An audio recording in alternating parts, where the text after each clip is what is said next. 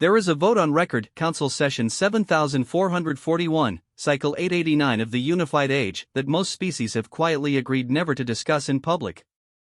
Not because it was shameful. Because it was stupid. Not the proposal itself. The proposal made sense, in the way that most galactic legislation makes sense, logically constructed, morally defensible, catastrophically naive. The motion was simple. Resolved, that the species designated Homo sapiens, Class 4 upstart, provisional member, probationary status, be formally prohibited from participating in armed conflict under any banner, any flag, any fiction of alliance. Effective immediately. Indefinitely. 41 species voted in favor. 4 abstained. 2 voted against, and one of those 2 was the Vreth delegation, who later admitted they had pressed the wrong panel. So effectively, unanimous. The ban passed. The Council sent the formal notice to Earth via 3 separate communication relays, 1 diplomatic courier, and a strongly worded addendum from the Secretary-General of Outer Rim Affairs. Earth read it. Acknowledged receipt. And then, and this is the part that still gives me processing errors when I reconstruct the memory, Earth sent back 1 sentence. Not a protest. Not a legal challenge. Not even a polite refusal. 1 sentence. We appreciate the Council's concern, but the war has already started. I was a junior intelligence officer at the time. Desk posting. Low clearance. My supervisor, a Keth named Oravan who collected empty stimulant vials the way some species collect wisdom, looked at that message for a very long time. Then, he picked up his 4th vial of the day, realized it was empty, and set it down again. Which war? He asked the air. The air, naturally, did not answer. That was the last quiet week any of us had for a very long time. What follows is my field report. My accounting. My attempt to explain, for whatever record survives this, what it looks like when a species does not fight because they are told to. They fight because they already decided. And, the Council, we were always just watching. The stimulant vial was empty. I knew it was empty. I had watched Oravan drain it 40 minutes ago, watched him set it on the corner of his terminal with the precision of a being arranging a religious artifact, watched him not throw it away. He never threw them away. By the end of any given watch cycle his desk looked like a graveyard for small glass cylinders, and the standing joke in the Intelligence Division of Unified Council Station Orith 9 was that Senior Officer Oravan was either conducting a very slow experiment or very slowly losing his mind. The joke had stopped being funny around the time the humans started winning. I was at my own station, 2 desks down and 1 rank below, which meant I had a worse chair, a slower terminal, and a direct sightline to Oravan's vial collection whenever I looked up. Which I was doing more than usual, because the alternative was looking at my screen, and my screen currently displayed a cascade of incoming field reports from the Dravari corridor that I had been pretending not to read for the better part of an hour. Pretending, because reading them required forming opinions about them. Opinions required briefing documents. Briefing documents required me to explain what was happening to people considerably more senior than myself, and explaining what was happening in the Dravari corridor was, at this stage, an exercise in structured humiliation. I would stand at a podium. I would display the projections. Someone with more decorations on their collar than neurons in their frontal cortex would ask me why the engagement lines kept shifting, and I would have to say, in official language, in front of 7 species representatives, because the humans are doing something we do not have a word for. This was not a new problem. It had been the central problem for approximately 6 standard months, since the Dravari corridor engagement had begun in earnest, and we had deployed our standard analytical frameworks, and those frameworks had essentially shrugged at us and gone home. The corridor itself, 3 inhabited systems, 2 contested transit lanes, 1 species, the Dravari, caught between 2 larger powers who had agreed, through the polite fiction of stabilization operations, to disagree with weapons. The Council's role was observation and mediation. The humans' role, technically, was nothing. They had no formal mandate in the corridor. They had no treaty obligations. They had one provisional trading post on a moon that barely qualified as geologically stable, a crew of about 40, and absolutely no authorization to be doing anything except existing quietly and awaiting the diplomatic resolution that the Council had been promising for 8 months. They were not doing that. What they were doing was considerably harder to categorize. My terminal pinged. I looked at it with the expression I had developed over the past 6 months specifically for looking at reports from the corridor: resigned, focused, braced. It was the same expression, I'd been told, that I wore when opening unfamiliar food containers. I chose not to investigate whether this was a compliment. The report was from Field Observer Senthale, one of ours. Kef like Oravan, embedded with the Dravari civilian administration as a neutral presence. She filed hourly. She had filed, in the past 6 months, approximately 4,000 reports. In the beginning, her reports had been precise, measured, the clean bureaucratic language of a professional who had done this for 20 years. Increasingly, her reports read like someone dictating in the dark. This one was 200 words. Shorter than usual. I read it once. Read it again. Looked at Oravan. Sir. He did not look up. He was doing something with his secondary hands that I had come to recognize as the Keth equivalent of stress, a subtle rhythmic pressing of fingertips together, like he was counting something he kept losing track of. Sir, Thale's latest is, I've read it. It says the humans moved the line. I've read it. The Eastern Line. The one that's been stable for 3 months. The one the Dravari have their secondary supply infrastructure built around. I paused. Sir, they moved it 40 kilometers in 11 hours. I've read it. I looked back at my screen. I looked at the line on the map, the red marker of human position, the stubborn wall of enemy presence on the other side of it. The line that had been, per our models, militarily immovable without a significant resource commitment that the humans demonstrably did not have. How? I said. Not to him specifically. To the air, the way he had talked to the air after the message from Earth. It seemed to be becoming a habit. The air, again, declined to answer. What Thale's report described was this: at 0340 local time, human operative unit designated in our logs as the Provisional Defense Contingent, a politely fictional name for 40 people who had decided they were defending something, had conducted what she initially classified as a probe. Small group. 6 individuals. No heavy ordnance. Moving along a supply channel that ran parallel to the Eastern Engagement Line. At 0410, the probe was still moving. At 0500, Thale had upgraded her classification from probe to I don't know what to call this. At 0600, the enemy position that had anchored the eastern flank for 3 months had been abandoned. Not destroyed, abandoned. Emptied with what she estimated was extreme haste, based on the materials left behind, equipment, supplies, personal effects, a portable heater still running. The humans had moved through the flank without detonating it.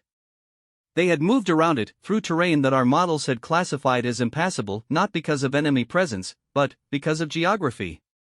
Ravine system. Unstable substrate. Tidal flooding every 8 standard hours from a river no one had put on any tactical map because no one had ever considered it relevant. Thale's final note in the report: the humans used the flooding. I don't know how to file that. I sat with that for a long moment. Oravan picked up the empty vial. Set it down. Pull everything we have on their unit composition, he said. Who's actually in that contingent? We have partial rosters. They don't exactly, I know they don't exactly. He finally looked at me. He had the particular expression of a being who had been right about something they deeply wished they'd been wrong about. Pull what we have. What we had was fragmentary. The humans' provisional posting had been categorized, upon their arrival 14 months ago, as commercial. 43 personnel, the 40 I usually cited was a round number habit. The actual count had never stabilized because humans rotated in and out of the posting with a casualness that we found statistically suspicious in retrospect. At the time we had attributed it to their administrative disorganization, which was well documented. The roster we had was 8 months old. On it, yes, a few individuals with military designations in their origin records. The kind of low-level service history that was unremarkable, the kind that said I served and, then, I stopped serving and, now I'm here for other reasons. One woman who had been listed as a logistics coordinator. A man who had filed as a medical technician. Several with no prior service designation at all. The logistics coordinator's name was Elena Vasquez. I had first encountered her name 3 months ago, in a different context entirely, a brief note in a Dravari civilian report about a human who had, unprompted, spent 4 days helping reconfigure the secondary water filtration system for a refugee displacement camp. Not her job. Not her mandate. Just a thing she had apparently decided needed doing and done. The Dravari administrator who filed the note had described her as persistent to the point of spiritual concern. At the time I had filed it under cultural integration notes and not thought about it again. Now she was on Thales' report as the designated lead of the unit that had just moved a 40-kilometer line. I found her personnel record. Photo attached, brown-skinned, short-cropped hair, the particular kind of compact that made people underestimate physical capability, eyes in the photo looking slightly to the left of the camera like she was already thinking about something else. Origin, somewhere called Guadalajara. Age, 31 standard Earth years, which translated to early mid-range for their species, not young, not old, somewhere in the range where experience and physical capability overlap in a way that other species' militaries had started noticing. Training designations, infantry, tactical engineering, wilderness survival, medical first response. The last 2 had been added, according to the record state stamp, after she had arrived at the corridor posting. She had taken additional certifications while on a commercial posting in a conflict zone. I flagged this for Oravan without comment. He looked at it. Of course she did, he said. The briefing was scheduled for the following duty cycle, and I spent the intervening hours doing the thing I had become increasingly good at, preparing to explain the inexplicable in language that would satisfy people who did not want to hear that our models had gaps. The council representatives at Orath 9 were not unintelligent beings. Several of them had distinguished careers. But distinguished careers in diplomatic observation and distinguished careers in understanding what happens when humans decide something needs doing were, it was becoming clear, separate qualifications. I organized the data. I built the visual representations. I prepared 3 distinct framings of the same event, cautious, analytical, and, what Oravan quietly called just tell them the thing, and ranked them by the likelihood that each would trigger a procedural challenge rather than productive discussion. What I did not do, because it was not my job and, because I had a strict policy about my own psychological well-being, was think too hard about what Vasquez had done. I thought about it anyway. The river. The flooding cycle. 8 standard hours between floods, which meant she had known, had timed, had moved her unit through a ravine at low water with presumably full knowledge that the window was not generous. The enemy position that had anchored the flank had been built with the ravine as a natural barrier on its blind side. Built, maintained, and staffed for 3 months by people who had, apparently, never looked at what happened to that ravine every 8 hours. She had looked. At some point, I kept returning to this. In the spaces between formatting data columns, she had looked at terrain that everyone else had categorized as an obstacle and seen something else. Not an obstacle. A clock. I muttered this to my log, because I had started doing that. Oravan kept empty vials. I kept audio logs I never formally filed, just a running commentary I narrated to my recording function like a being who lived alone and had started talking to their furniture. Entry 441. The human used the river as a clock. I do not know what this means for our predictive models. I do not know what this means, period. The stimulant machine on level 3 is still making that sound. I should report that. The stimulant machine had been making a sound for 6 weeks. I had filed a maintenance request. No one had come. There was a metaphor in that somewhere. I chose not to pursue it. The briefing hall on Orath 9 was designed for diplomatic comfort, not the comfort of the beings doing the briefing, the comfort of the beings being briefed. High ceilings to accommodate the Vreth, who were tall and got restless when enclosed. humidity adjusters for the two Pelosi representatives, who were damp environment species and had made their feelings about dry air stations known in formal writing. Seating that accommodated 4 different body plans, color calibrated for 6 different visual spectra. I stood at the podium and felt the particular loneliness of someone who has bad news and no good way to frame it. 7 faces. 4 species.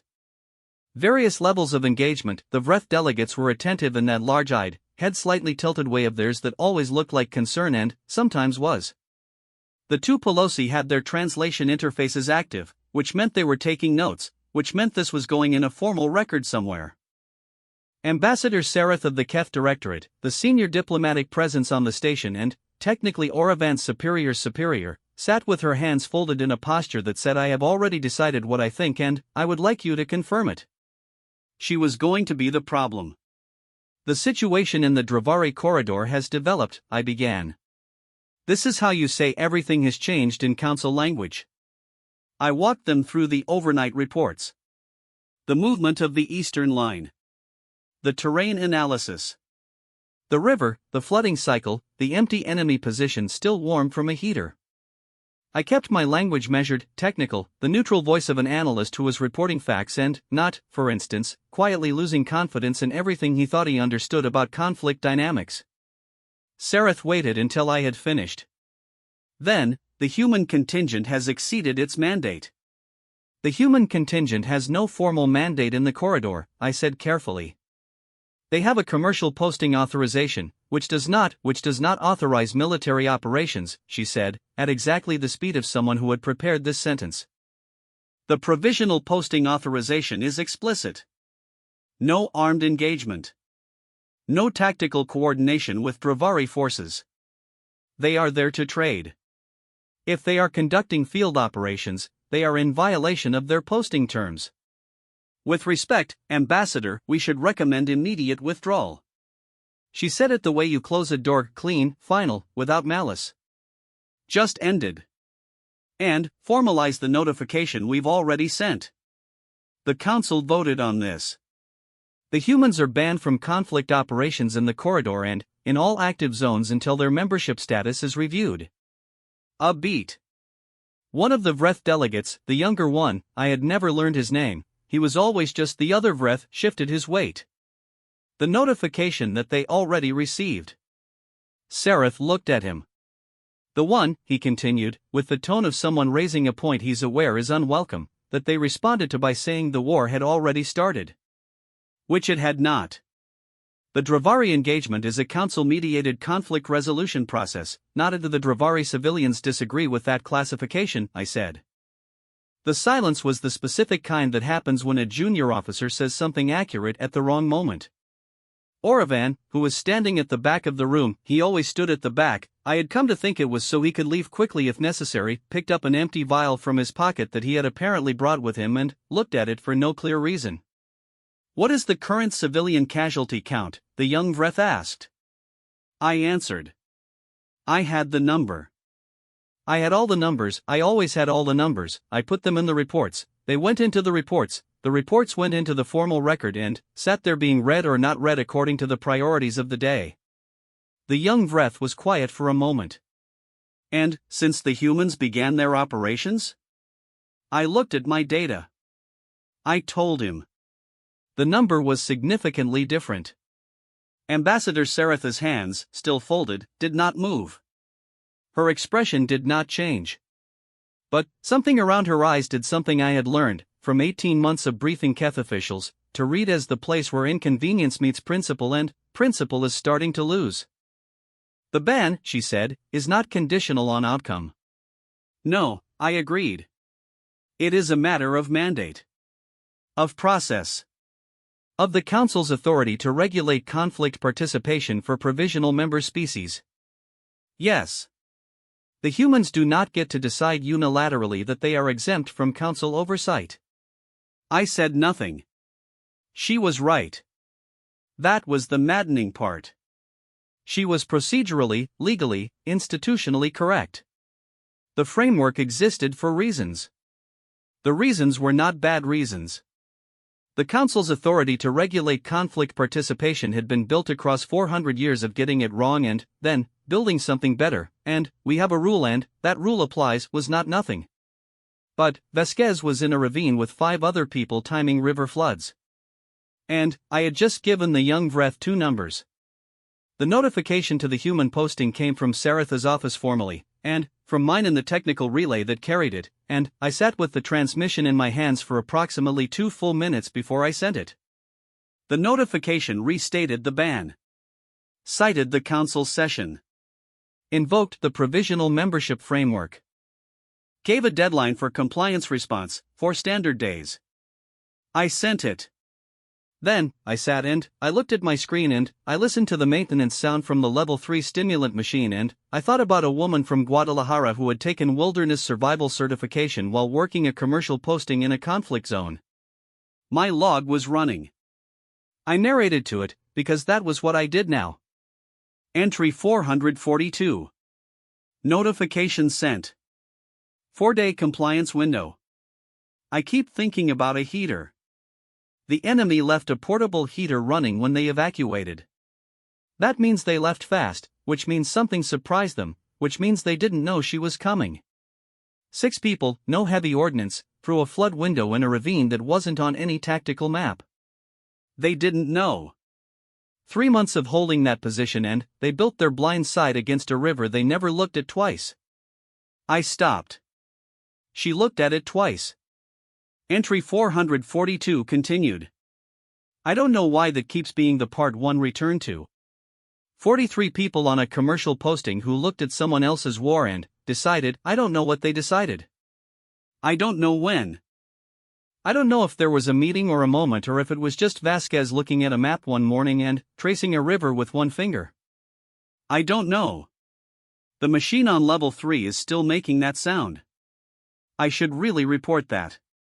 The response from the human posting came in 31 hours. Not 4 days. 31 hours. I was not on duty when it came in. Oravan was. He forwarded it to me with no text of his own, just the document, and I read it at my terminal with a vial of stimulant that I held in both hands and did not drink from while I was reading. It was longer than the first message. 3 paragraphs, formal language, signed by the posting's designated civilian administrator, a man named Park Junesio, who had been on my roster as a resource management coordinator and who had, it appeared, also been something else. Paragraph 1, acknowledgement of the notification. Respectful. Correct council form language. Everything it needed to be. Paragraph 2, formal request for review of the ban's application in the specific context of Dravari corridor operations, citing the provisional posting status, citing the civilian casualty differential I had presented in the briefing, citing 3 separate council resolutions on the obligations of member species regarding ongoing civilian harm. They had done their research. Someone had read the council charter. Someone had read it well, with the focused attention of a person who was looking for the specific clause that does what they needed to do. Paragraph 3 was short. The Provisional Defense Contingent is currently engaged in operations that cannot be paused for administrative review without direct cost to civilian life. We request that the review process be expedited. We are not unaware of the Council's authority. We are operating within the only framework currently available to the people who are dying. We will accept any consequence that comes after. We will accept any consequence that comes after. I held that sentence in the particular way you hold something that has changed the shape of a room. Oravan came in on the next duty cycle, looked at his desk, picked up the vial he had left there from the previous shift. Empty. He set it down. She's still moving, he said. He meant Vasquez. Or maybe the unit. Or maybe all of them, 43 people in a posting on a barely geological moon who had looked at a war and made a decision that the council had voted, unanimously, for them not to make. 41 more kilometers, he said. Overnight. I looked at my screen. The line had moved again. I thought about rivers. I thought about flood cycles. I thought about a clock that no one had ever thought to read until someone from Guadalajara picked up a map and looked at it differently.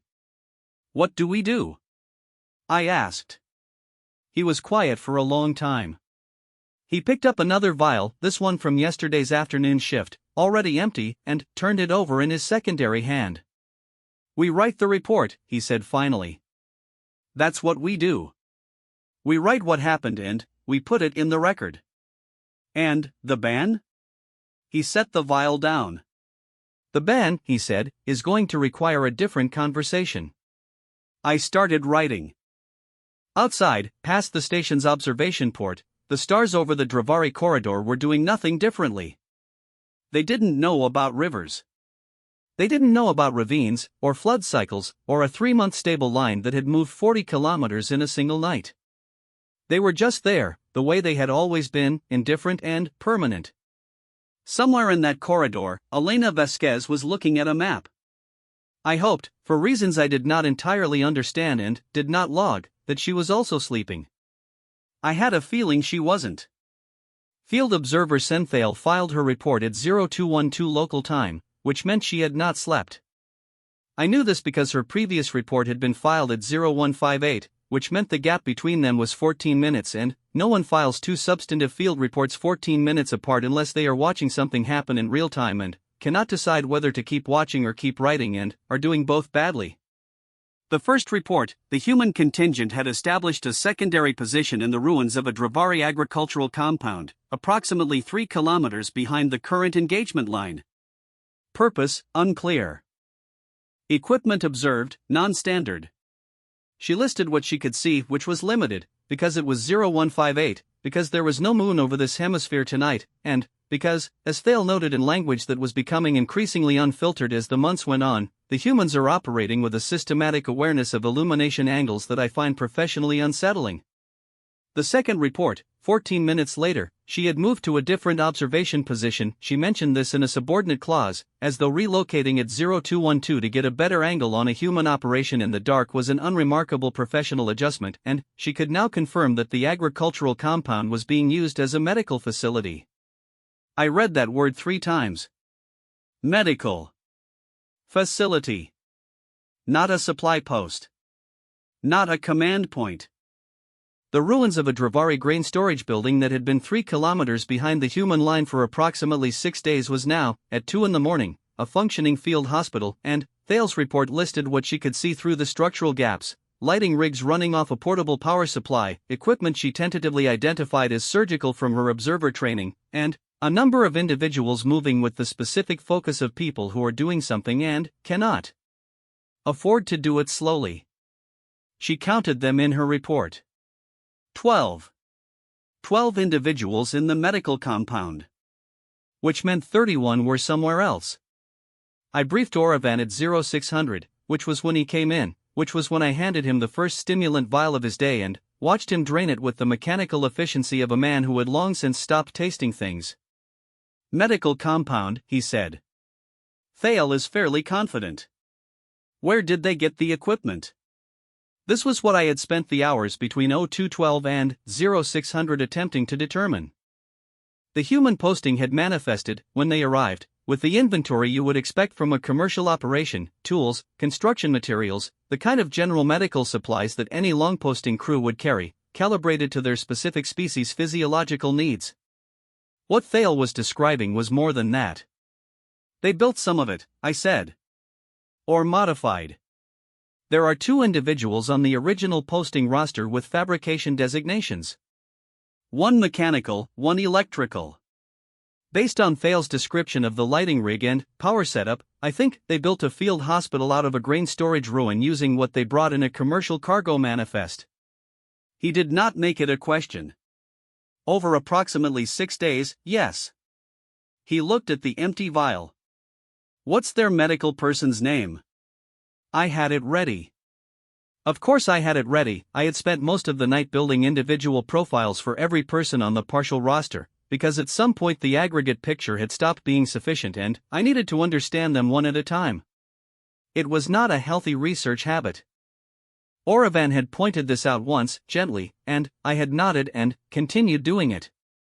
Aurelio Mendez, I said. Listed as medical technician on the posting manifest.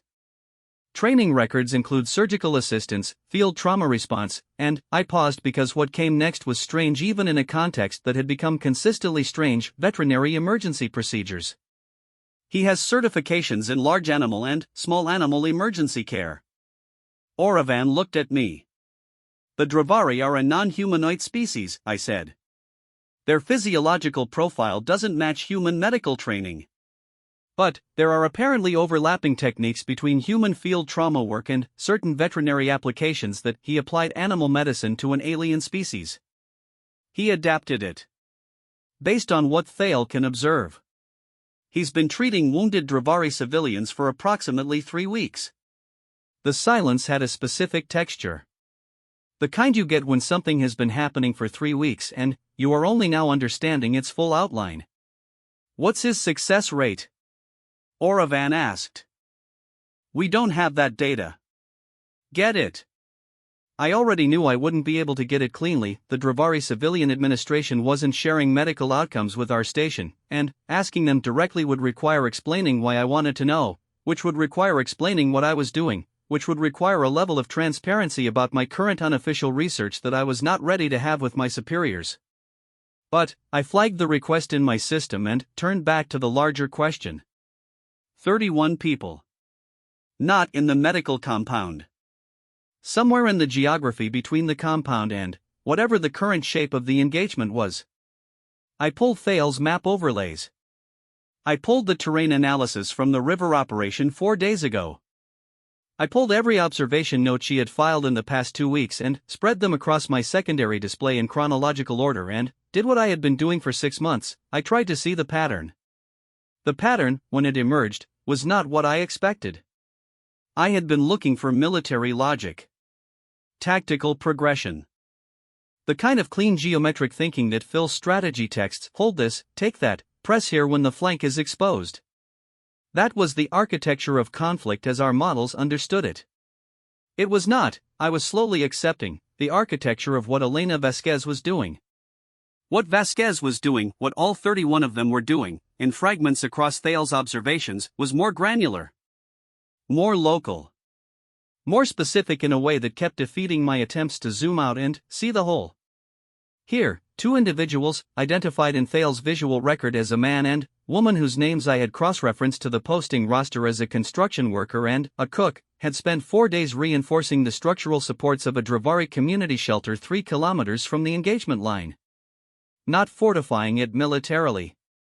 Reinforcing it architecturally, so that it would not collapse in the event of ground impact shockwaves from weapons discharged nearby. They had apparently calculated the shelter's vulnerability, sourced materials from what was available in the surrounding area, and rebuilt the load-bearing wall.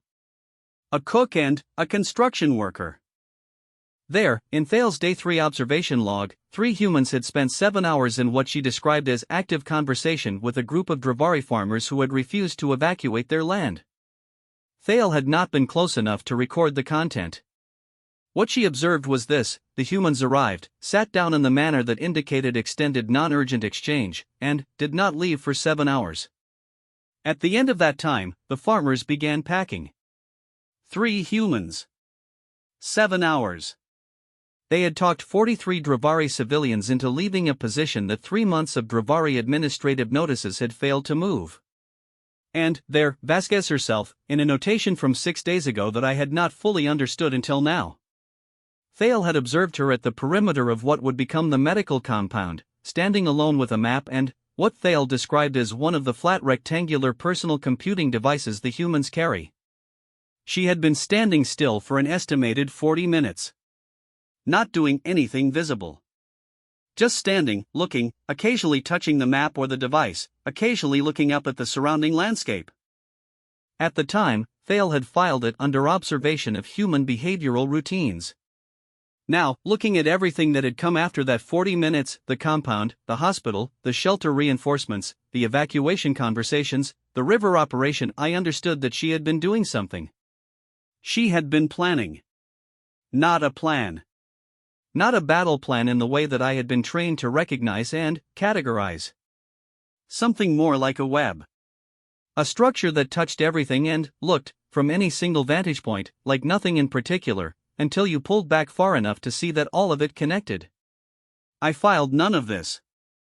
Not yet. I narrated it into my personal log and sat in the specific discomfort of a being who was watching something they don't have a category for. Entry 449. I have been trying to determine the operational objective. I keep failing because I keep applying the wrong question. The question I am asking, what are they trying to take? The question I should be asking, I think, is, what are they trying to keep? They are not advancing. They are not holding a line in the traditional sense. They are, I stopped. Started again. They are building something. Around the civilians. Around the infrastructure. Around the things that will be needed when this is over. The engagement line moves because it needs to move to protect specific things. The river was a clock because the clock was the only thing they had. Mendez is using animal surgery techniques on a non-human species because there was no other option, and doing something badly is better than doing nothing well. I keep returning to this. Doing something badly is better than doing nothing well. I don't think that's how we're trained to think. Sareth called a second briefing at midday. She had received Thales reports through the official channel, which meant she had received the field hospital observation and had done what ambassador-level officials do with field hospital observations. She had run it through the lens of the policy problem it created. The human contingent is now conducting medical operations on Dravari civilians, she said. Which is unauthorized under the posting terms. I had been awake for 32 hours. The stimulant I had taken at 0800 was wearing off in the way that stimulants do when you've had too many of them, not cleanly, not in a single recognizable waning, but in a slow degradation of the boundaries between what I was thinking and what I was saying out loud. With respect, Ambassador, I said, they are providing medical care to wounded civilians. Without authorization. The Dravari Civilian Administration has not filed a complaint. That is not the relevant. The Dravari Civilian Administration has, per our field observers' notes, been actively directing injured civilians to the compound. I had this in Thales 0600 update, a detail I had been deciding how to introduce. They know it's there. They are using it. There are no council regulations prohibiting a commercial posting crew from offering voluntary medical assistance to. There are regulations governing military-adjacent activities for provisional member species under conflict conditions. If we classify first aid as military-adjacent, said the young Vreth, whose name I had looked up between the first briefing and this one, Ain Voss, second cycle diplomatic observer, 23 years of service, we will need to revisit approximately 40 other council authorizations. Sareth looked at him. I'm not suggesting we ignore the ban, Ain Voss said. He had a way of speaking that was very quiet and very precise, like he was choosing each word from a limited supply and did not want to waste them. I'm suggesting that the ban as written was constructed for a specific scenario that may not fully describe what is happening in the corridor. The ban is not ambiguous. No. But the humans' activities are. I looked at my hands. I had a vial of stimulant in my right hand that I had forgotten I was holding. What I'm observing, I said, because the stimulant was wearing off and I was apparently past the point where I filtered things, is 43 people who have built a functional support network around a civilian population in an active conflict zone using a commercial cargo manifest and approximately 6 months of working with whatever they had available. I am observing a field hospital staffed by a medical technician using adapted veterinary techniques, a shelter reinforced by a cook and a construction worker, and an evacuation negotiation conducted by 3 people over 7 hours because it needed to be done. I stopped. I am observing, I said more quietly, that the line keeps moving. Not because they're taking ground. Because they're protecting what's behind it. The room was quiet. Saratha's hands were still folded. That is a very thorough observation, she said, of an unauthorized operation. Yes. The ban stands. Yes. Send the second formal notification. Cite the field hospital specifically. Give them 48 hours to stand down all non-commercial activities. I nodded. I sent the notification. 48 hours. Thale filed again at 1800. I read it at my desk with both hands on the surface, flat, in the posture I had developed for reading things that required full attention and produced responses I could not act on. The notification had arrived at the human posting at 1340. This was logged, they had acknowledged receipt. At 1407, 27 minutes after acknowledgement, Vasquez had called what Thale could only describe as an assembly. The entire contingent that was currently at the base posting. Not all of them were there, the medical compound team and several of the others were deployed, but approximately 20 individuals gathered in an open area of the posting's main structure. Thale had been able to observe but not record audio, because she was maintaining the observation distance required by her neutrality designation, which she noted in her report with the particular terseness of someone who finds their constraints inconvenient. What she could observe, Vasquez had spoken. Not long, Thale estimated 4 to 6 minutes. The posture of the assembled individuals, attentive. No movement suggesting disagreement or distress. One person near the back had laughed at something. Thale noted this with what I read as genuine perplexity. Laughed. At a moment that, from Thale's vantage point, did not appear to contain anything funny. The assembly dispersed. No one packed. No one began the preparation movements that Thale had learned, over 3 years of embedded observation in various conflict contexts, to recognize as the early stages of a standing-down operation. They went back to what they had been doing. At 1430, the cook who had helped reinforce the shelter was back at the shelter, working on something with the construction worker. At 1445, one of the observers Thale had been tracking in the northern sector moved to a new position. At 1500, the medical compound logged 2 new arrivals, Dravari civilians from a village 4 kilometers further east than any civilians had come from previously. Someone had told those civilians the compound was there. Someone had gone 4 kilometers east and told people. The message hadn't landed, and they knew it hadn't landed, and they had laughed at something and gone back to work. 48 hours. I sat with that number. I looked at the map. The engagement line, the compound, the shelter, the scattered positions of 31 people doing things in the dark that I kept having to find new ways to describe because my existing vocabulary kept being insufficient. I opened my log. Entry 452. The second notification has been sent. The human contingent has received it. They are not standing down. I don't know if this makes them insubordinate or something else. I keep trying to find the right word. Thale said someone laughed. I keep thinking about that. The timing of it right in the middle of an official notification that they are in violation, that there are consequences, that the council's authority is not a suggestion. Someone heard that or Vasquez said it with some particular inflection and someone at the back of a room laughed. I don't know what they were laughing at. I think they were laughing at the gap. The one between the council's timeline and theirs. The 48 hours versus the 2 Dravari civilians with wounds that won't wait 48 hours and the 43 more kilometers of line that has somehow become, in 6 months, the thing standing between a civilian population and whatever was there before. I think they were laughing because the notification was written from one understanding of how time works and they are operating from another. We sent them 48 hours. They sent back, we're busy. Entry 452, Addendum, the stimulant machine on level 3 is still making that sound. I have filed 3 separate maintenance requests. I'm beginning to think it's going to make that sound forever. Ain Voss found me at 2100, in the observation corridor where I sometimes went when I needed to be somewhere that wasn't my desk. He was young, for a Vreth, which meant he was not quite as large as the other Vreth delegate and moved with a not quite settled quality, like he was still growing into the length of himself. He folded himself against the wall beside me with the efficiency of a tall being who has learned to make themselves appear shorter in enclosed spaces. We both looked at the corridor through the viewport. You gave a very unusual briefing this morning, he said. I gave the facts. You gave them in a particular order. I didn't answer.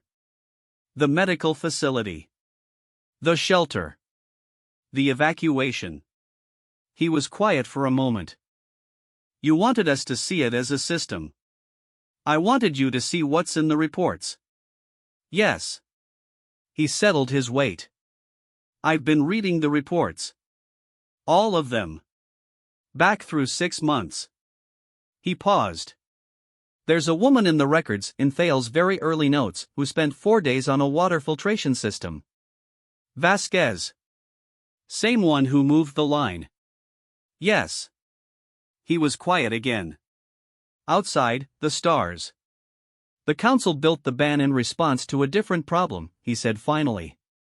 We built it because there were species, I won't name them, they're members now and, it's impolite, who used provisional status as cover to conduct military operations that served their interests while appearing to serve others. The ban was a response to that. To the use of helping as camouflage for taking. I waited. But, the humans didn't take anything, he said. It was not a question. No, I said. They built a hospital. They reinforced a shelter. They talked 43 farmers into leaving a position they were going to die on. He tilted his head. They moved the line. Yes. And, the civilians behind the line are alive, I said. We were both quiet. The ban is not going to hold, he said. Not with satisfaction. Not with regret. With the flat tone of a person describing weather. Ambassador Sareth is correct about the law, he said. She is not wrong. But, the law is going to bend against the reality and, the question is whether we bend it deliberately or whether it breaks against something we can't predict. He unfolded from the wall. You should file your full analysis. Not just the standard report. Your full analysis. My analysis isn't, you've been talking to your log, he said. I went completely still. I'm not surveilling you. I'm telling you that what you've been doing in those log entries, the way you're looking at this, should be on the formal record. He looked at me with the direct, slightly disconcerting attention of someone who was much more used to this kind of conversation than you are. File it. Whatever happens next is going to be argued about. You want your analysis to be part of that argument. He laughed. I stood in the corridor. Outside, the stars over the Dravari corridor continued their unremarkable permanence. I thought about a cook reinforcing a wall. A medical technician who had studied animals so he could treat an alien. A construction worker who had probably never, before this, built anything under weapons fire. A woman from Guadalajara standing in front of 20 people who had just heard they were in violation of interstellar law, saying something in 4 to 6 minutes that made one of them laugh. I went back to my desk. I opened a new document. I began to write. Not the standard report. The other one. The formal analysis ran to 41 pages. Oravan read all of it in 2 hours, which was fast even for him, and, when I came in for the 0700 shift he was sitting at his desk with the document on his primary screen and, for empty vials arranged in a row along the terminal's edge like a small funeral procession. He did not say anything immediately. He picked up vial number 3, not to examine it, not to turn it over, just to have it in his hand, and, looked at my document and, then, looked at me. You filed this through the main channel, he said. Ain Voss recommended, I know what Ain Voss recommended. I'm asking whether you considered what Sareth is going to do when she reads it. I had considered it. I had spent approximately 3 hours of the previous night considering it and had arrived at the same place each time. Ain Voss was right that the analysis needed to exist on the formal record, Oravan was right that it was going to cause problems, and neither of these facts cancelled the other. Yes, I said. He nodded. He put down vial 3. He picked up vial 4. It's a good analysis, he said. Thank you. The section on system-level intent is going to start an argument that will take the Council 14 months to resolve. I know. The comparative behavioral framework, he paused, like he was choosing the next words carefully, the part where you compare their operational pattern to mutual aid structures in pre-contact literature from 6 different species. That part is going to upset people specifically because it's accurate.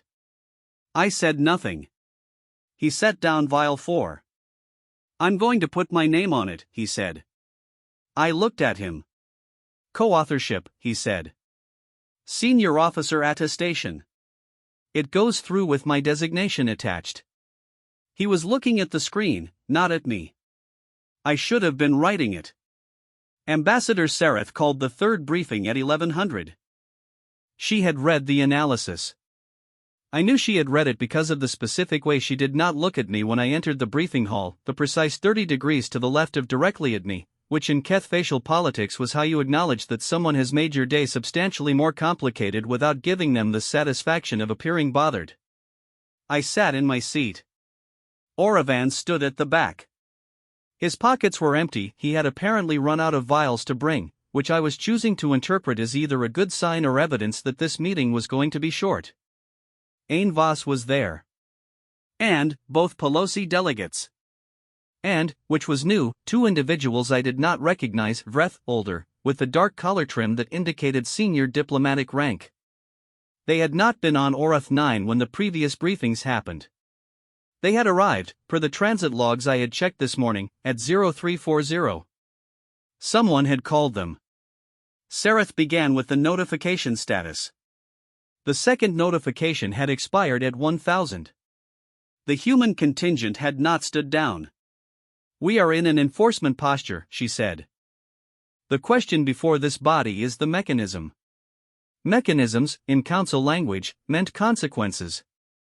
The formal options were withdrawal of posting authorization, removal of the humans from the corridor by council directive, economic sanction against their membership application, formal reporting to the full council session, which would trigger a vote on provisional membership status. Or, the one no one was saying, the one that sat in the room like a piece of furniture everyone was navigating around, do nothing, because doing something was going to require explaining what we were doing, and explaining what we were doing required confronting the gap between the framework and the facts. The older Vreth, the senior one, who had arrived at 0340, raised one of his primary hands. I'd like to address the analysis that was filed last night, he said. Sareth inclined her head. Specifically the framing in Section 7. He had the document in front of him on a physical reader, which meant he had printed it, which meant he had read it before his transport had even docked. The section that describes the human operational pattern as, and, I'm quoting, not military in the conventional definition, but, rather constitutive an activity of building rather than taking, where the engagement line functions as the outer boundary of what is being constructed rather than the forward edge of what is being captured. He paused. That framing is correct, he said. And, it creates a problem. Sareth looked at him. If the analysis is correct, he said, and, based on the field observations supporting it, I believe it is correct, then, the ban does not apply as written. The ban was written to prohibit military participation. The document argues, persuasively, that what the humans are doing does not meet the definition of military participation under the relevant framework. He set down the reader. They are not participating in the Dravari engagement. They are building infrastructure around it. They are building infrastructure that is functionally inseparable from the engagement under the current standard, Ambassador. All Dravari civilian infrastructure is functionally inseparable from the engagement. We do not prohibit the Dravari administration from building things. He was quiet for a moment. We also have not, to date, prohibited the humans from treating wounded civilians. We sent them a notification that said their activities broadly were non-compliant. They wrote back and cited the specific regulations. They have been, he picked up the document and turned to a marked page, I'll note, extremely careful. I looked at my hands. I had not put this in the analysis, it was not my conclusion to draw, but I had noted it, in the final section, in a single sentence, and Ain Voss had said nothing when he read the draft and, now the senior Vreth had found it. They had been careful. Not careful in the sense of cautious. Careful in the sense of deliberate. They had not done anything that could be definitively categorized as military operation under the specific letter of the applicable framework. The hospital was medical. The shelter reinforcement was structural. The evacuation conversations were voluntary civilian interaction. Even the river operation, the one that had moved 40 kilometers of engagement line in 11 hours, had been conducted without weapons engagement. They had moved through terrain. They had arrived somewhere. The enemy had evacuated. Nothing they had done was unambiguous. I had thought, for a while, that this was incidental, that they were just doing what needed doing and the legal characterization was a secondary concern. I was no longer certain. Because Vasquez's roster showed she had served in military logistics before the commercial posting. Logistics officers deal in manifests, classifications, categorical definitions. They know exactly where the lines are drawn on paper. She had been very careful about the lines. The room was doing the thing rooms do when an argument has landed somewhere no one expected and everyone is recalibrating. Saratha's hands were still folded. If we accept that characterization, she said, with the tone of a person who has not accepted anything and, once it known, we are creating a precedent. Every provisional member species with a conflict-adjacent commercial posting will be able to. Every provisional member species would need to spend 6 months building field hospitals out of grain storage ruins using veterinary techniques, Ainvas said. He said it quietly. Not as a joke. As a point. The room was quiet again. The precedent, the senior Vreth said, is not the problem we have today. The problem we have today is, 43 beings are in a conflict zone doing something we cannot cleanly prohibit, something that is keeping people alive, and the question is whether we apply a rule in a way that will cause harm in order to preserve the rule's future applicability. He looked at Sarath. I have been doing this for 40 years. That is always a painful question to answer. And I do not think there is a clean answer here. Sarath was quiet for a long moment. I found myself watching her with the kind of attention I usually reserved for field reports. She was not a simple person, Sarath. She was a Keth career diplomat of the old school, the school that built the frameworks, the school that had learned from 400 years of what happens when rules don't hold. She believed in the law the way you believe in a thing you built with your own hands and know every flaw of and defend anyway, because the alternative is nothing. She was looking at the analysis. Section 9, she said. I knew Section 9. Section 9 was the Part 1 had almost not included. The Part 1 had written at 0300 when the stimulant was fully gone and I was operating on whatever was left when the stimulant runs out, the clearer, colder thing underneath. I had written it in one draft, not revised it, almost deleted it, sent it anyway. The operational behavior described in this report, she read aloud, is not unprecedented in Council records.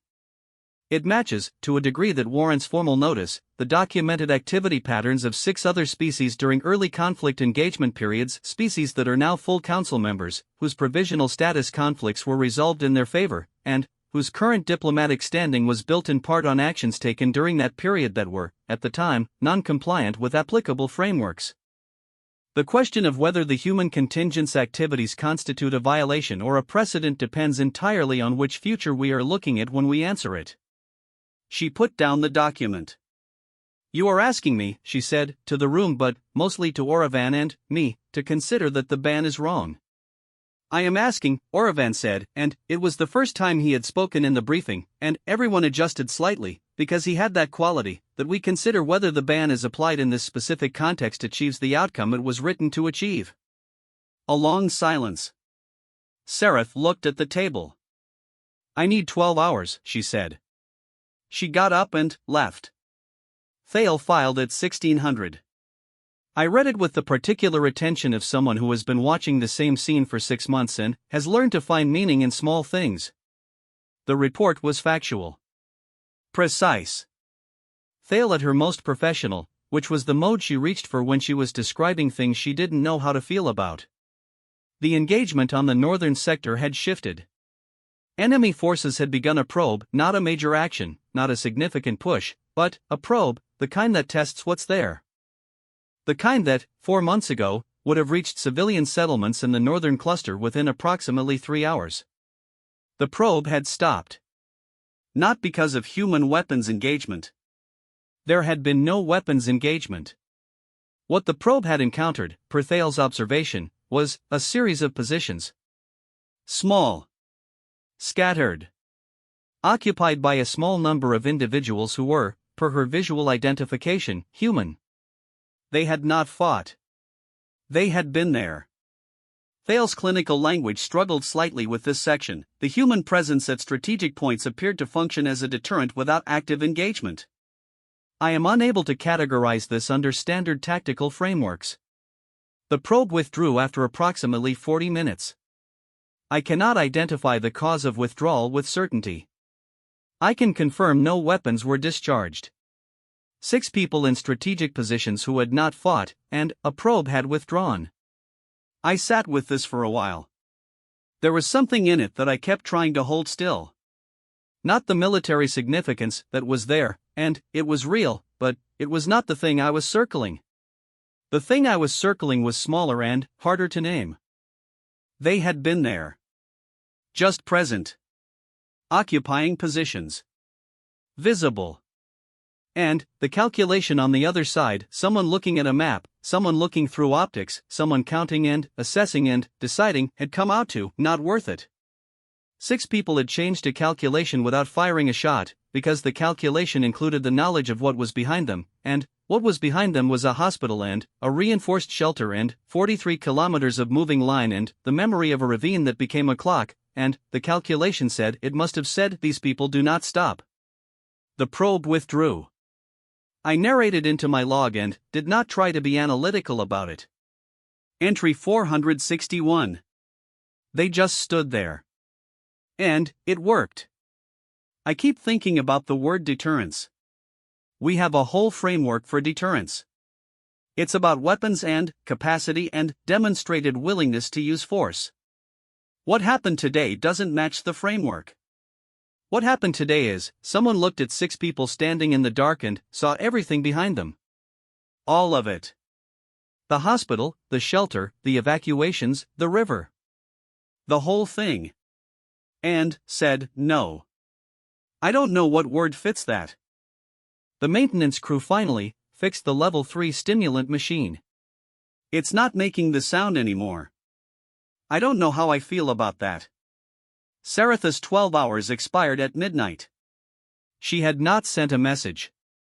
I was at my desk, because I had not left, not from dedication, more from the feeling that going to my quarters would not result in sleep and would result in lying in the dark thinking about probes and ravines and deterrence, which I could do equally well at my desk with better lighting. At 0030, Oravan came in. He had not gone home either. He put a stimulant vial on my desk, a full one, which was unusual. He normally kept his supply carefully rationed, and sat down in the secondary chair that no one was officially assigned to but that had become, over 6 months, implicitly his thinking chair. We sat in the particular quiet of 2 people waiting for something. At 0107, my terminal flagged. Saratha's message. I opened it. Read it. Read it again. She's not dropping the ban, I said. Oravan's expression did not change. She's referred it, I said. Full council session. Formal review of the ban's application in the corridor context. She's cited the analysis. I looked up. She's citing 6 months of field reports. She's asking the council to consider whether the provisional framework adequately addresses the corridor situation. He was quiet. That's going to take months, I said. Yes. The humans are still in the field. The ban technically still applies during a review period. Yes. So nothing changes. He picked up his vial. He did not drink from it. He turned it over once, the way he did with the empty ones, as though the habit did not distinguish between full and empty. Something changed, he said.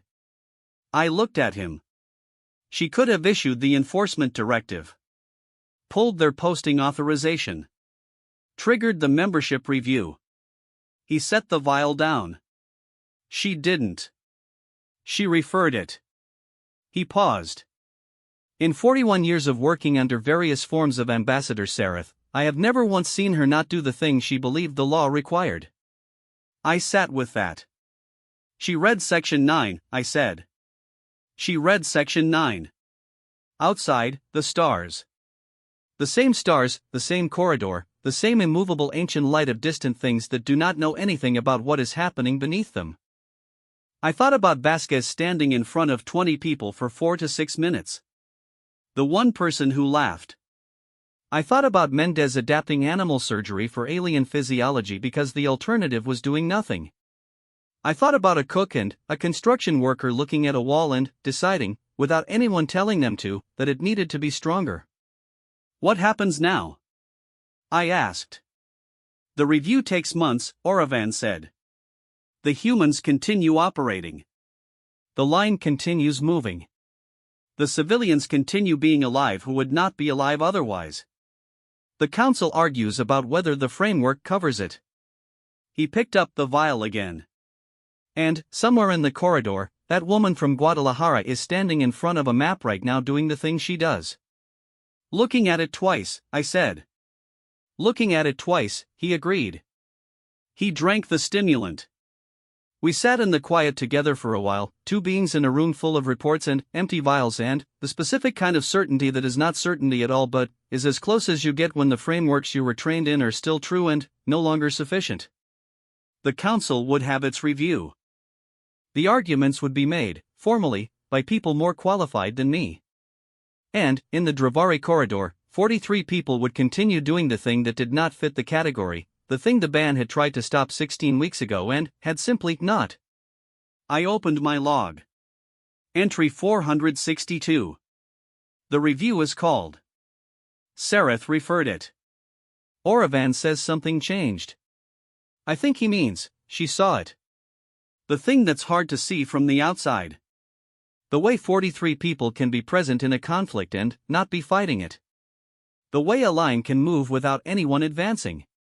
The way a probe can withdraw from 6 people who are just standing there. Knowing what they know. Being what they are. I think she saw it and it did not fit and that's actually the whole story. It doesn't fit. The ban doesn't fit. The frameworks don't fit. Not because the humans broke them. Because the humans are doing something the frameworks were not written to describe. We have a word for things that don't fit categories. We call them new. I stopped writing. I looked at the empty vial on my desk, the one Oravan had brought me that I had not opened. I looked at the stars. I thought, somewhere in that corridor right now, in the dark, on a barely geological moon orbiting an unremarkable star in a system that barely qualified for its own name, someone who used to be a logistics officer is standing in front of a map with one finger on a river that isn't in any tactical database, and she is looking at it for the third time. I did not know what she was seeing. I was beginning to think that was the point.